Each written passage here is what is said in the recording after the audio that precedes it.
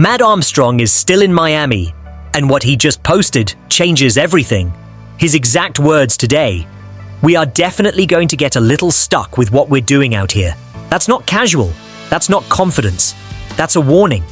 Whatever Matt is working on in that Miami workshop right now is massive. It's complicated. It's the kind of challenge that could either rewrite automotive history or prove why some cars were never meant to be saved.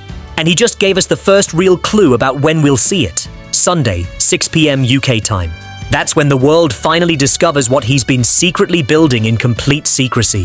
From the way he's talking about needing help, about getting stuck, about the complexity of what's happening, this isn't something he can pull off alone.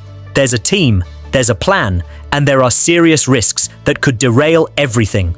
Before we dive in, hit that subscribe button. If you've been following this story, you already know the stakes.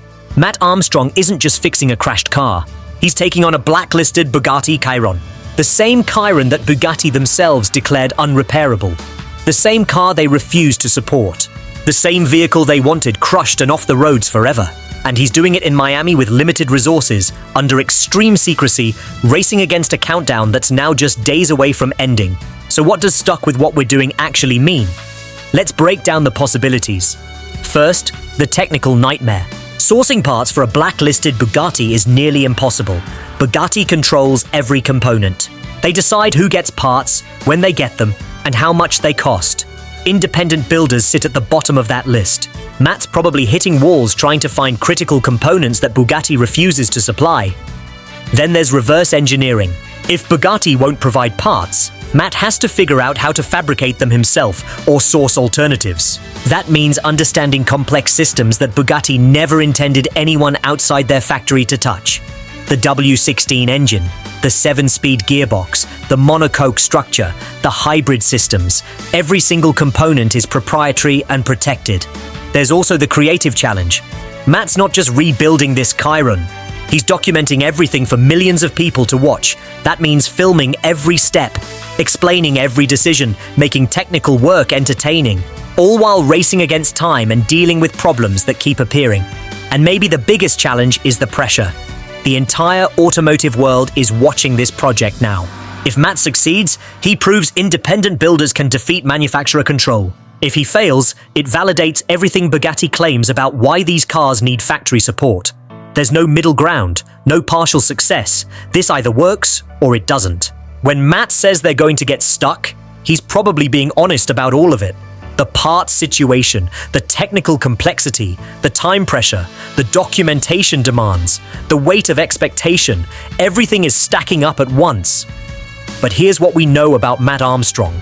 He doesn't post warnings like this unless he's already deep into solving the problem. He's not asking for sympathy, he's building anticipation.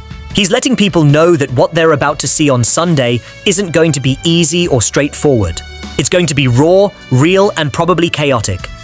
Sunday at 6 p.m. UK time is when the first reveal drops. That's when we see the actual damage to this Chiron. That's when we learn how bad the crash really was. Front end? Rear? Side impact? Monocoque compromised? Engine destroyed? Gearbox damaged? We'll finally know what Matt's been staring at for days in that Miami workshop. We'll also see if he's secured any parts access, or if he's truly going into this blind. That reveal will show us whether Bugatti is secretly cooperating or actively blocking every attempt. And we'll understand the collaboration structure with fxalexg and how much support Matt actually has. Most importantly, we'll see Matt's plan. Because if he's already working on solutions, if he's already brought specialists to Miami, if he's already committed this far, then he believes it can be done. Matt doesn't fly his entire team across the Atlantic, set up a full production, and start a public countdown for a project he thinks will fail. Let's talk about why this Sunday reveal matters so much. This isn't just about one crashed Bugatti. This is about whether manufacturers can maintain absolute control over hypercar repairs forever. Bugatti has spent years building a system where only they can touch their cars. They control parts, they control access, they control who gets to work on what. That system forces owners into total dependence. You either pay whatever Bugatti demands or you let your car die. There's no negotiation, no alternatives, no independent options, until now. If Matt successfully rebuilds this blacklisted Chiron, that entire system gets exposed. It proves manufacturer control isn't about technical necessity, it's about profit protection. It shows these cars aren't as fragile as brands claim. It demonstrates that blacklists exist to maintain monopolies, not ensure safety. But if Matt fails, if this Chiron proves genuinely beyond independent repair, then Bugatti's narrative gets validated.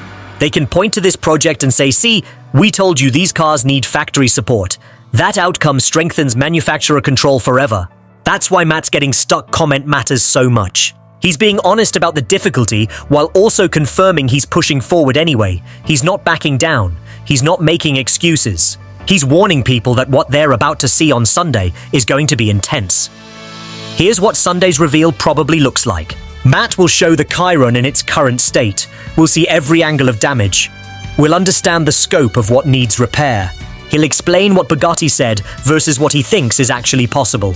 He'll introduce the team he's brought to Miami, the specialists, the fabricators, the people who believe this can be done.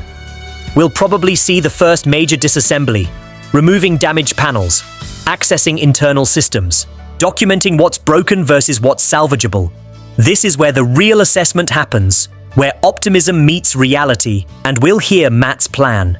How he intends to source parts, what he'll fabricate himself, which systems need complete replacement versus repair, the timeline he's working against, the risks he's accepting, the backup strategies if things go wrong. Sunday at 6 p.m. UK time is when this all becomes real. Not speculation, not rumors, not cryptic Instagram posts. Actual footage of Matt Armstrong working on a blacklisted Bugatti Chiron that's not supposed to exist anymore. The automotive world is about to witness something that's never been done before. An independent builder taking on the most exclusive hypercar brand in existence. A challenge to manufacturer control that could change ownership rights forever. A rebuild that either makes history or becomes a cautionary tale. Matt Armstrong is still in Miami. He's getting stuck with what he's doing, but he's not stopping. Sunday, we'll see why. Mark your calendars, set your alarms, turn on notifications. Because this is the most important automotive reveal of the year. The question isn't just whether Matt can rebuild this Chiron, it's whether the entire system of manufacturer control can finally be challenged and beaten. Sunday, 6 p.m. UK time. Be there, subscribe, and turn on notifications. See you in the next one.